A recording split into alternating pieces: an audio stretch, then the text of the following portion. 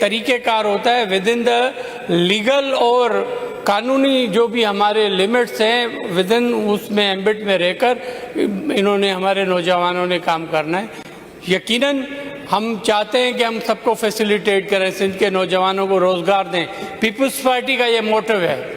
हमारे चेयरमैन बिलावल भुट्टो जरदारी का ये एक ऐलान है, हमारा मंशूर में है कि हम रोज़गार देना चाहते हैं और इसीलिए ही हमने कोशिश की कि आज तक जो भी वैकेंसीज हैं उसको हम फिलअप करें। उससे आगे अगर मैं बताऊं तो हमें एक्साइज मिनिस्टर ने भी कहा कि हमें भी कांस्टेबल्स की ज़रूरत है। अगर ये बच्चे फिट हैं, इनमें से जो मेरिट में आ रहे हैं आफ्टर पुलिस, वो हमें दे दें ताकि हम अपॉइंट कर सकें उनको। तो ये भी एक प्रपोजल हम कैबिनेट में लेकर गए हैं। लेकिन हम कोशिश कर रहे हैं कि सिंध के नौजवानों को रोज़गार दें, लेकिन ऐसा ना करें कि लाकानूनियत ना फैलाएं।